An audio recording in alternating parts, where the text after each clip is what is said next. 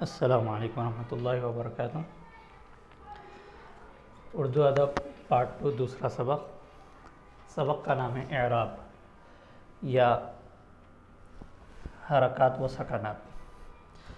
سب سے پہلے میں آپ کے سامنے بات رکھنا چاہتا ہوں یہ دو کتابیں ہیں اردو کی، اردو گرامر اور کمپوزیشن، سیفی بک ایجنسی کی طرف سے۔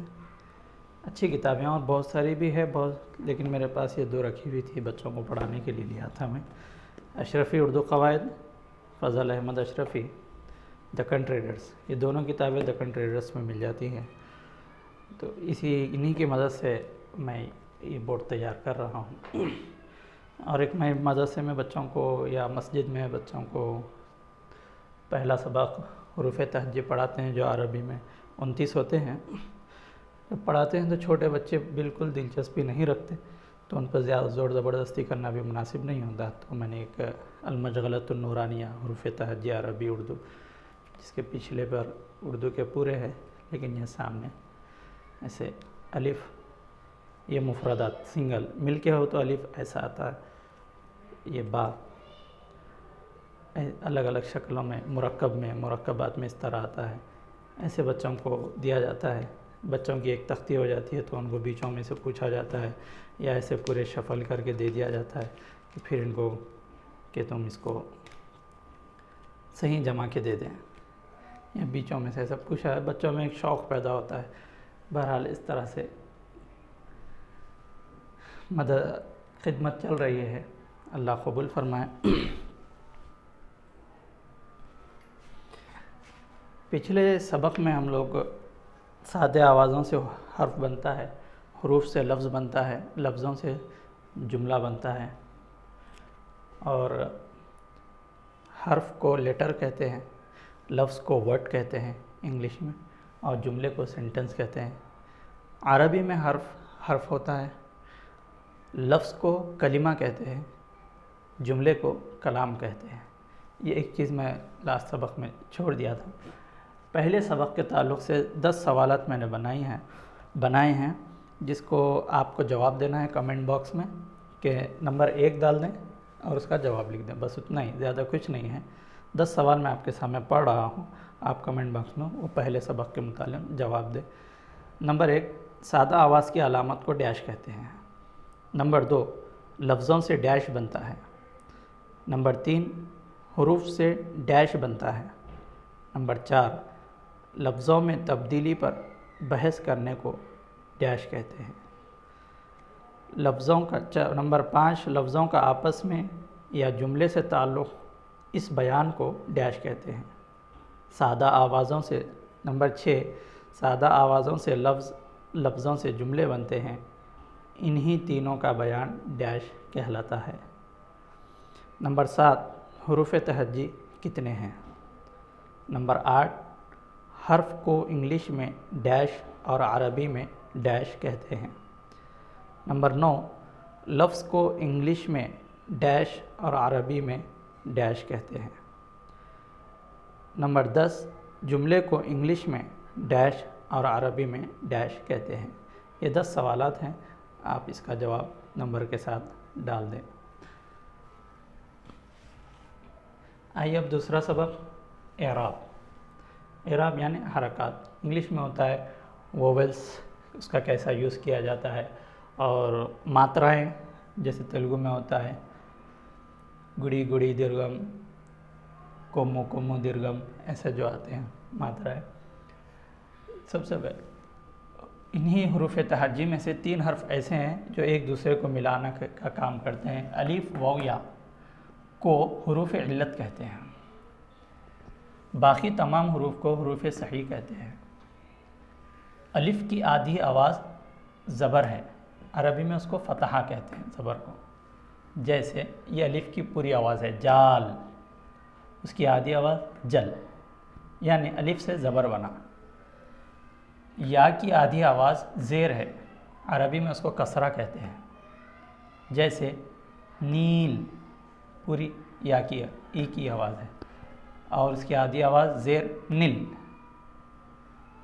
واو کی آدھی آواز پیش ہے، پیش کو عربی میں ضمہ کہتے ہیں، جیسے لوٹ، لٹ، زبر زیر پیش، ان تینوں نشانوں کو اعراب یا حرکات کہتے ہیں۔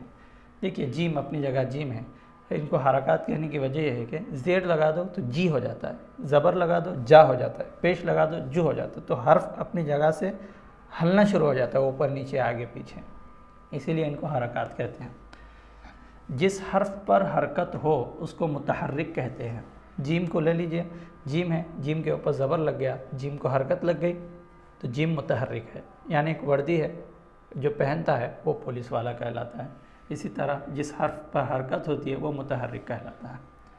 ایسے ہی چند اور چیزیں ماترائیں ہیں پوری اردو زبان میں، ان کی مدد سے ہم الفاظ کو جوڑتے جوڑتے جوڑتے جوڑتے آگے بڑھتے چلے جاتے ہیں، اسپیلنگ کرتے ہوئے، ہجے کرتے ہوئے، انہی کی مدد سے آگے بڑھتے ہیں۔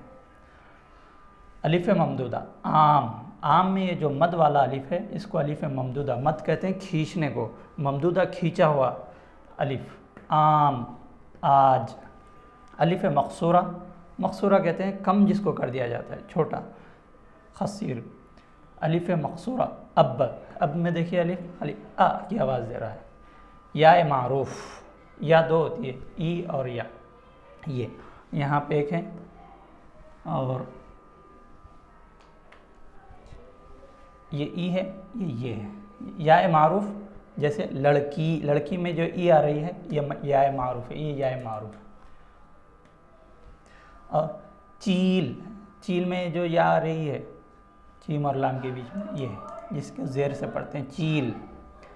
شیر، شیر مانے دودھ، شیر خورما جو کہتے ہیں نا، دودھ کا خورما۔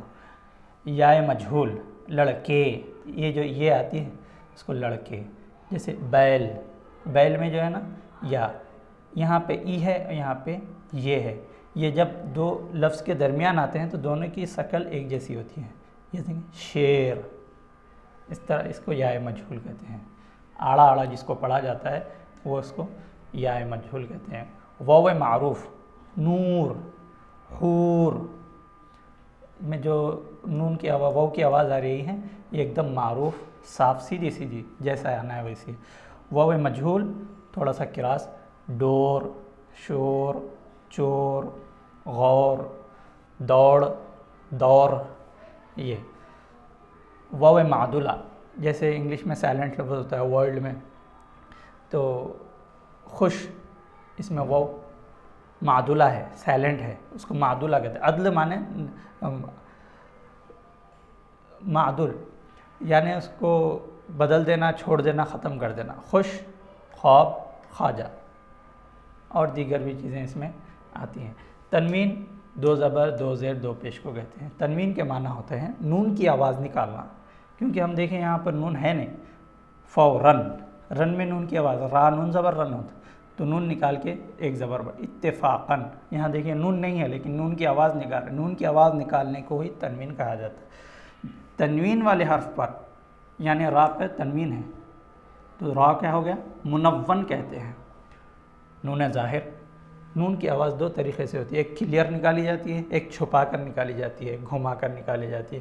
تو جو چھپا کر واضح کر کے دکھائی جاتی ہے نون ظاہر، مکان، آسمان، پان، شان، خاندان، اس طرح۔ نون غنہ، ماں، مان نہیں کرے، ماں، آواز کو یہ کر، کنواں۔ نون غنہ جب لفظ کے بیچ میں آتا ہے تو نون دیتے ہیں، اوپر ایک چھوٹا الٹا سا جزم دے دیتے ہیں اس کے اوپر۔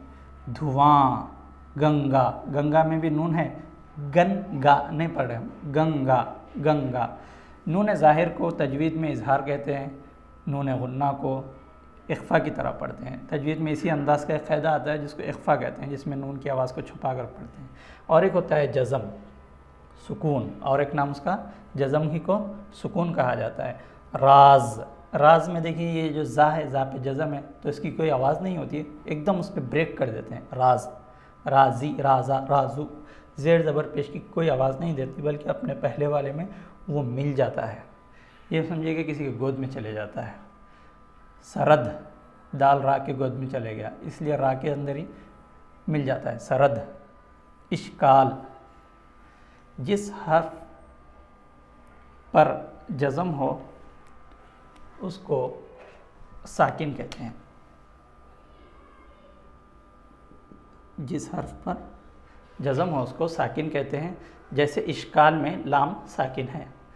حمزہ، حمزہ بھی اسی قسم کا ایک استعمال ہے. حمزہ، سوئیے، کیجئے، آؤں، اس طرح. تشدید گنا، لٹو، گنا، نون کو ہم ڈبل پڑھ رہے ہیں. تشدید آتا ہے کسی چیز کو مخفف کم کرنے کے لیے، شارٹ کرنے کے لیے. یہ ہوتا ہے گن، پھر نون الف نا، گنا، لٹ ٹو، دو آ رہے تھے، ایک کو کٹ کے اس کو تشدید بنا دیا جاتا ہے. تشدید کا کام یہی ہے. تشدید والے حرف کو مشدد کہتے ہیں. یہ تھا اردو ادب کا دوسرا سبق. انشاءاللہ آگے اس کو پڑھیں. میں انشاءاللہ نیکسٹ جو ویڈیو بنیں گا جس تیسرے سبق میں اس کے سوالات کروں گا. آپ کمنٹ باکس میں اس کے جوابات دیں تاکہ ایک دلچسپی پیدا ہو. السلام علیکم ورحمۃ اللہ وبرکاتہ.